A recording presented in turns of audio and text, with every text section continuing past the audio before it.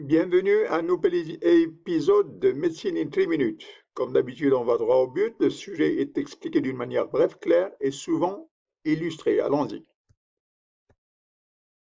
Alors, le sujet d'aujourd'hui est à propos du nerf abducens ou la sixième perle crânienne.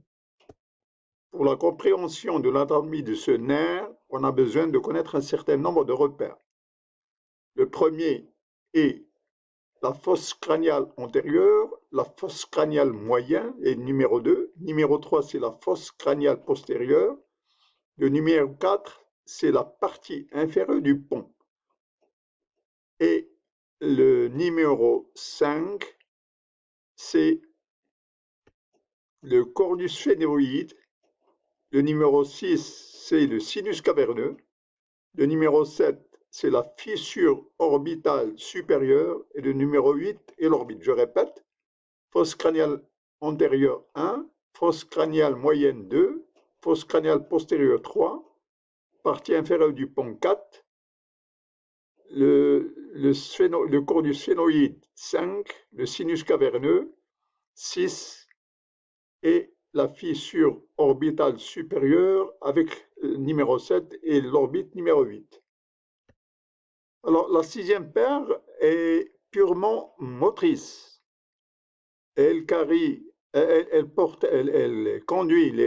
la sensibilité efférente somatique, GSE, et la destination un seul muscle, le muscle rectus latéral. Entre le bord du sphénoïde et la partie pétreuse de l'os temporal, il existe un ligament. Alors, à la face postérieure du corps du sphénoïde, cette face postérieure du corps du sphénoïde s'appelle le clivus.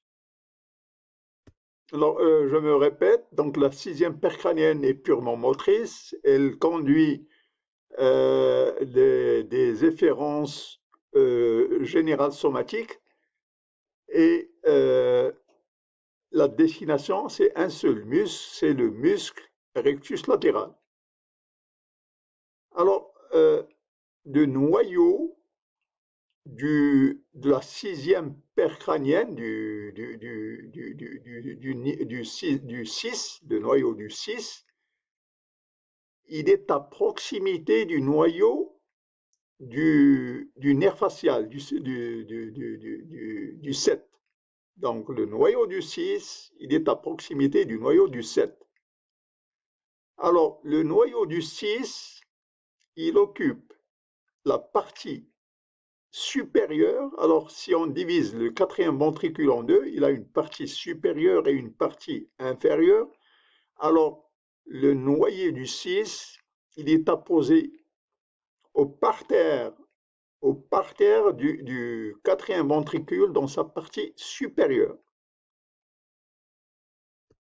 Alors, je répète ce point, c'est que le noyau du 6 est à proximité du noyau du 7 qui est cravaté. Alors, le noyau du 6, il sort dans la jonction entre le pont et la partie supérieure de la médula.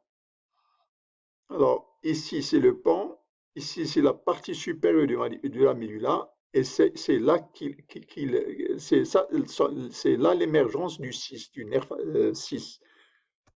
Alors, les noyaux du 3, du 4, du 6 et du 12, alors tous ces noyaux, ils appartiennent à la même colonne, des noyaux gris, et ces noyaux, euh, ces noyaux appartiennent à la colonne GSE, générale somatique efférente. Alors, le noyau du 3 est présent au niveau du colliculus supérieur, que voici. Le noyau du 4 est présent au niveau du colliculus inférieur, que voici. Eh bien, le 6, lui, il est à proximité du 7, on l'a déjà dit. Et le 12, qui est l'hypoglossal, il est présent dans la médula. Alors, sur une vue frontale, entre le pont et la médula. Dans cette jonction entre le pont et la médula, il y a ce qu'on appelle le sulcus, le pontine sulcus inférieur. Eh bien, c'est ici l'émergence du 6, alors du 7 et du 8. Le 9, le 10 et le 11 ont une autre, une autre origine. Alors, la sortie du nerf s'effectue vers l'espace subarachnoïdien, qui est plein de liquide céphalorachidien, et cet espace, il est appelé la citerne pontine.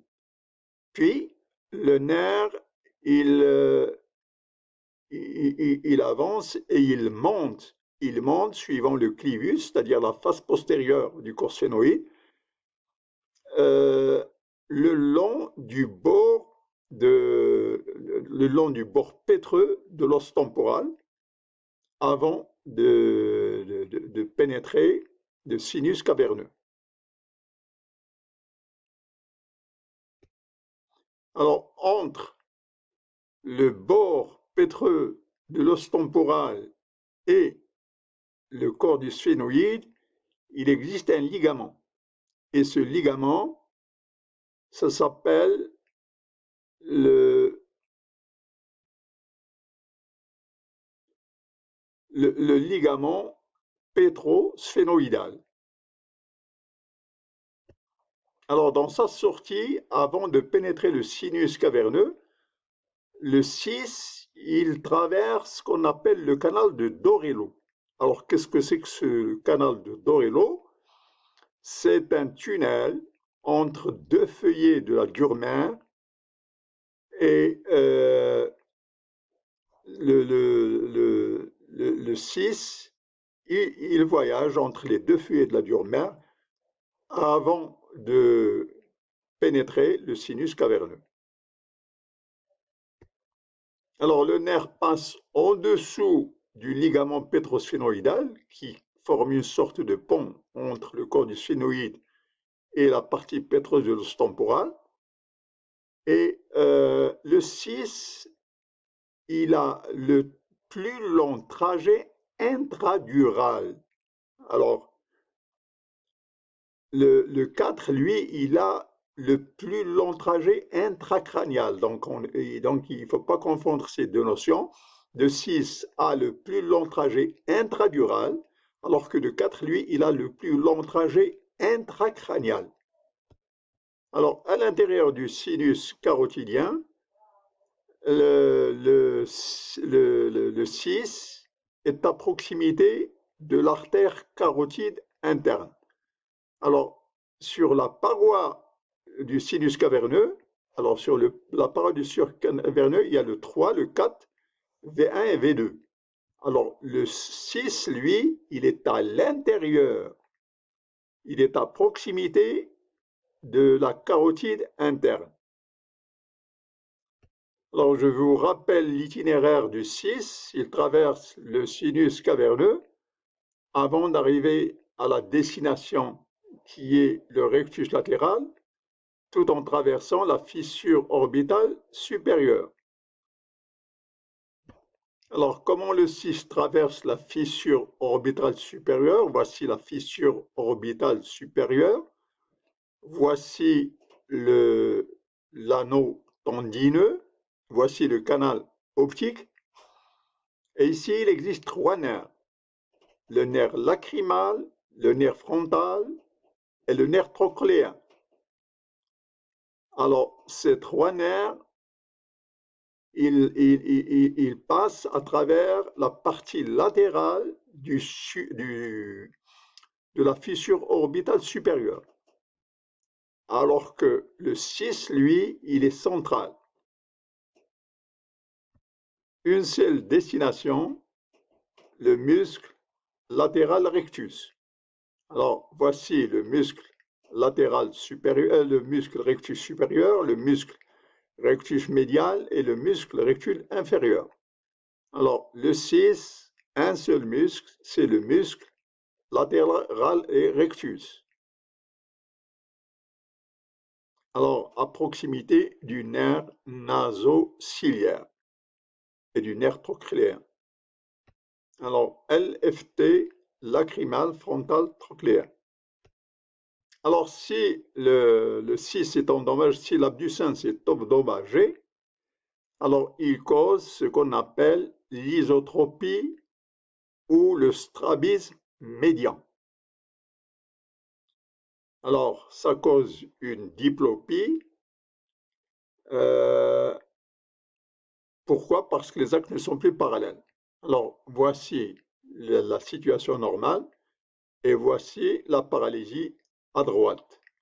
Alors, cette déviation, elle s'effectue vers le côté médial. Alors, où se trouve la lésion dans ce long trajet du nerf 6? Est-ce que la lésion est centrale? Alors, si la lésion est centrale, elle cause ce qu'on appelle une fausse localisation. Si la lésion est dans les ponts, c'est à cause de l'infarction. Et si la lésion est dans le sinus caverneux, c'est à cause de l'anévrisme de l'artère carotide interne. Par contre, si la lésion se trouve au niveau de l'orbite, ça peut être soit une tumeur, soit un traumatisme. Alors, quand il y a une lésion du muscle, une paralysie du muscle latéral rectus par atteinte du nerf 6, eh bien, on se dirige tout de suite vers les ponts, en disant que c'est parce que c'est au niveau de cette sortie qu'il y a la lésion. En réalité, c'est faux. La lésion, elle est plutôt au niveau des centres supérieurs plus hautes. Alors, quand il y a une lésion du 6, il faut penser plutôt à une hypertension intracrânienne, et cette hypertension intracrânienne va pousser le système nerveux vers le bas, et cette poussée du système nerveux vers le bas, elle va entraîner un frottement du nerf 6 contre la partie pétreuse de l'os temporal, et ce frottement du nerf 6 contre la partie pétreuse de l'os temporal, c'est elle qui cause ce phénomène de fausse, du signe de fausse localisation. Alors, la fausse localisation, elle est due au frottement du nerf au bord du sphénoïde à cause de son long trajet. Alors, comment, sur le plan clinique, comment s'orienter vers le diagnostic? Eh bien, c'est simple. Si la lésion est dans les ponts, eh bien, elle s'accompagne des signes d'atteinte du nucléus du nerf facial. Pourquoi? Parce que le 6 et le 7 sont à proximité l'un de l'autre. Donc, un moyen de savoir que l'atteinte n'est pas dans les ponts, mais qu'elle est centrale, c'est que si elle est dans les ponts, les deux nucléus seront atteints, aussi bien celui du 6 et celui du 7. Pourquoi? Parce qu'ils sont à proximité l'un de l'autre. Mais sinon, s'il y a une paralysie isolée du rectus latéral, pensez à ce qu'on appelle le signe de la fausse localisation. Alors, lésion intracrâniale par hyperpression intracrâniale, et ça donne des signes de fausse localisation. Alors, si l'atteinte est au niveau du sinus caverneux, pensez à l'artère carotide interne, à l'anévrisme de l'artère carotide interne, et si la lésion est au niveau de la fosse crâniale antérieure, pensez à une tumeur ou à un traumatisme de l'orbite. Merci d'avoir assisté à cet épisode de Médecine in 3 minutes. Voulez-vous appliquer le bouton like, d'adhérer à la chaîne si vous ne l'êtes pas encore? Et vos suggestions sont comme toujours bienvenues. Merci.